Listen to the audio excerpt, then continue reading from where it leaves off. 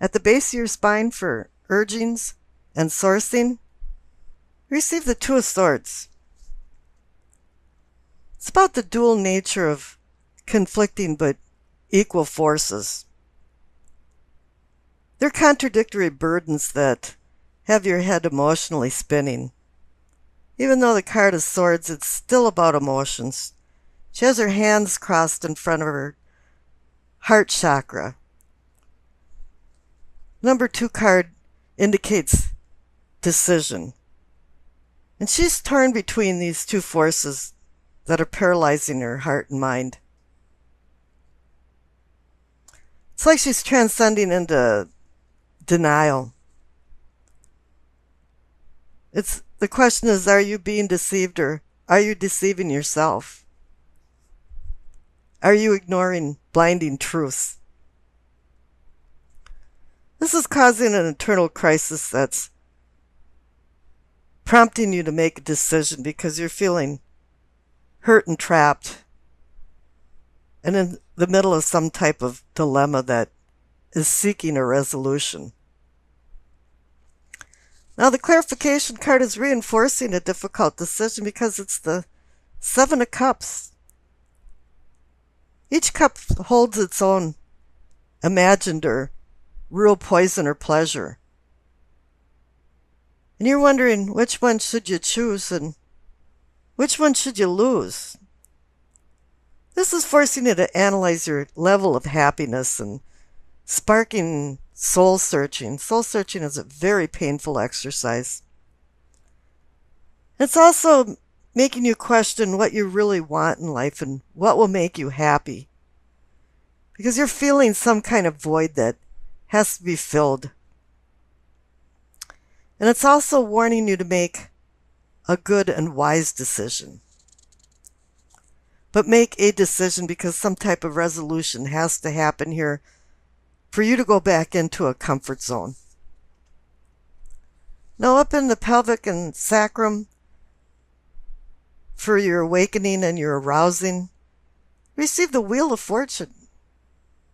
Your life is on an upswing. The fates of fortune are on your side, but I'm kind of feeling like some fortuitous event happened, but you didn't really recognize it when it happened. But as time went on, it started to explode into something that turned out very fortunate for you in your life. And you started to spiritually and physically grow. And the clarification card is the Seven of Wands, and it's saying, you succeeded, you're up on the hill, but you're battling these petty people below you. When you succeed, a lot of times people are jealous and envious. And they want to scrutinize you and find something wrong. So even though they're looking up at you, a lot of times they want to look down at you and find something wrong. And you seem to have to defend yourself. And this is one of the negative aspects of success and accomplishments. A lot of times the people you're battling weren't even willing to put the time and effort into success. Up in your solar plexus and your feeling and sensing, it's the Ace of Swords. The Ace of Swords is kind of a fickle card, a strange card for a new beginnings, because you have the choice between healing and harming or kindness and malice.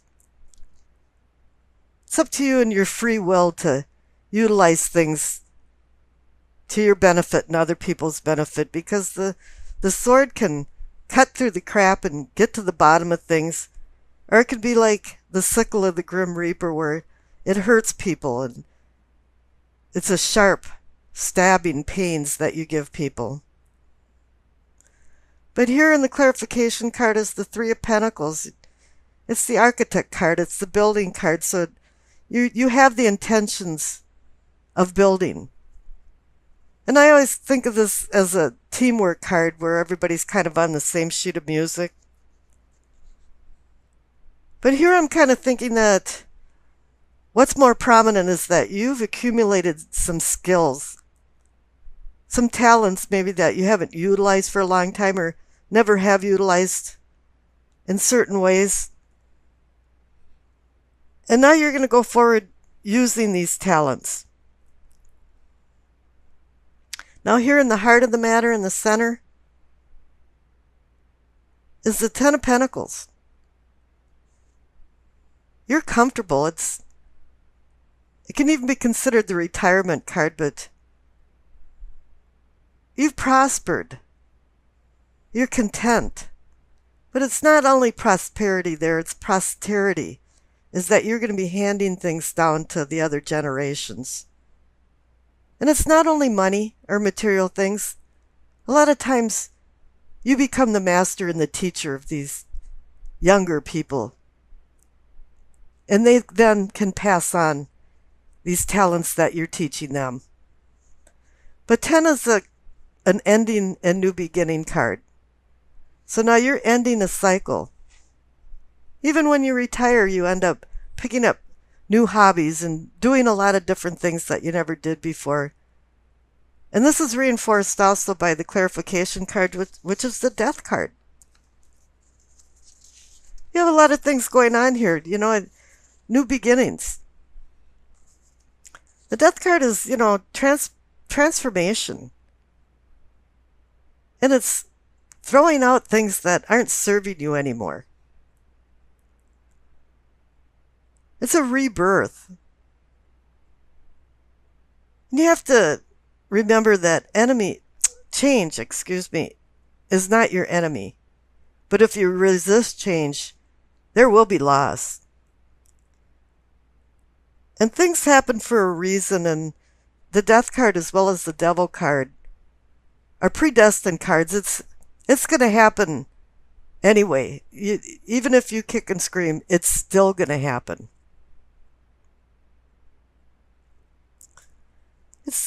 The death card is like a beacon to conclusions.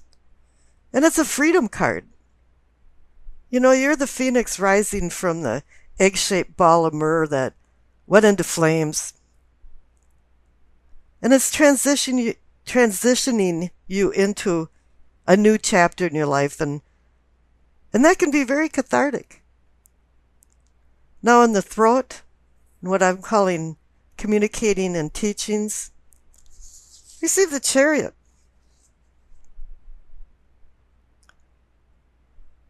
The Chariot's a lot of different things. It's discipline and strength and willpower, but it's also of a spiritual evolution, seeking spiritual awakening. It's victory, overcoming opposition. It's confidence and control and self-control. You have to learn how to curb your desires.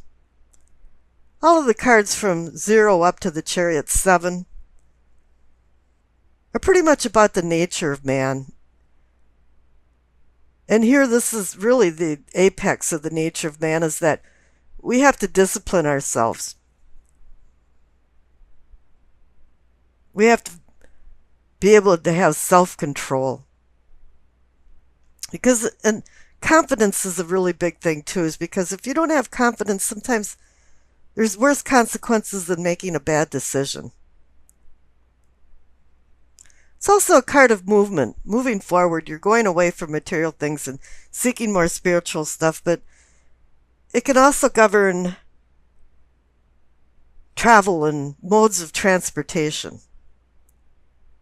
So keep that in mind for the remainder of the month. Now the clarification card is the Tower. A lot of things have happened. You've got endings and new beginnings written all over this, and decisions. And this Tower, to me, represents more of a release and divine forces bringing enlightenment from the lightning. We've all learned from our mistakes, and all of a sudden there's a sudden change in circumstances, and this could be you going from one unconscious level to a more conscious level. There's a lot of things going on with the Tower, but even if there was setbacks, which is anticipated in life, A lot of times setbacks make you rethink things and then you proceed with more confidence and you have more of a renewal and rebuilding happening. Now in the third eye, what I call seeing and envisioning, you see the Five of Wands. There's been conflict. We saw that even in the Seven of Wands by the Wheel of Fortune. There's always conflict in life, and you have to ameliorate this conflict. But the clarification card is the Four of Swords, and I find that is more emphasizing in my mind when I'm looking at this, because it's a respite from challenging difficulties, and you're in a retreat right now. And in the old and medieval days, the knights were required to buy their tomb before they went out on military campaigns, and here now the knight is laying on his own tomb wondering why he survived and other of his companions died. So it's a time out to look at things from a subjective view to a more objective view. Here in the Five of Wands, people were battling each other, and now he's wondering, was I right? Were they right? Or were we both kind of right and wrong? And he's reflecting and putting things in more of a perspective. When I see this card, many times I think about that. It's so funny that you understand people's motives, but you don't understand why people have these motives. And here too, the hatchet isn't buried. He's only in a respite, and he's got to go back out in life and discover his purpose of life. Now here in the crown, in what I consider knowing and understanding, receive the Empress, and I'm going to say the clarification card, the Emperor, because this is like the balance of yin and yang. You've got the Empress giving out her heartfelt emotions and nurturing nature, whereas the Emperor is balancing it out with his logical thinking. You can think of this as also Mother Earth and Father Time. And it's a harmony. And I think you've found some type of harmony in between making decisions and finding balance in your life. Over on the left is the Lover's card. It's a very good card for Pisces. You're a very sensitive sign. You make choices from the heart. And you're like deep water. It either hides turbulence or tranquility. And your life has had a lot of ups and downs, and there's been a lot of decisions that have caused turbulence and others that have caused tranquility. And all of these decisions have influenced your life and have really culminated into your beliefs and values and what's right and wrong, and knowing the consequences involved in making the wrong decisions. I think I have a lot of respect for Pisces. I have a very close relative that's a Pisces, and her quiet, unintrusive, remote manner attracts people. But the reason that they're attracted is because her beauty from within comes out, and they can see that. And I think that's a lot of Pisces are like that. But the Lover's card too is the spiritual versus physical. So Neptune rules Pisces, and a lot of times you can go into a dreamy nature. So you really have to make sure that you take your rose-colored glasses off when you're making decisions. And I think that's where sometimes in the past you've made some decisions in more of a fantasy dreamy world. But here in the future card, it's saying your feet are on the ground. You got the Three of Wands. You know, Three of Wands is motion, expansion, growth, planning, taking ideas and putting them into reality. So I think there's going to be a lot of good things coming, stable things between emotion and your material self. That's going to bring all this out because you're willing to do the work. You're going to be the architect. You're going to be the builder. Now the During Virtue card, messages from the angels, is patience. You see the name underneath the Death card in the center. Now is the time to learn, study, and gather information. Enjoy being a student because in the future you will synthesize your knowledge into action. And I see that too, is because there's been a lot of new beginnings, transformation. I got started doing this reading and I was going, what you know is the King of Swords and the clarification card is the Empress. And I thought, I've seen this before. And I went back to the March Pisces reading, and in the chakra crown, you received the Empress and the clarification card was the Emperor. Now I consider the King of Swords a minor arcana card that's a counterpart to the Emperor, so it's the same energy. It's just emphasizing the Empress and having the King of Swords in place of the Emperor. So I watched the whole video and I was surprised to see that all of the clarification cards that are in this mid-month reading for the Ides of March were also in the March reading. I thought this is just amazing. Tarot cards can be so amazing and you can't ever be surprised by them because they come up and give you the same messages all the time saying, hey, look at this again, just in case you missed it. So let's go back into the reading here and I'll start over again. Here at the top left card of what you know is the King of Swords. He is like the Emperor. He regulates his kingdom like the Emperor regulates his empire. And with swords, it's air and communication.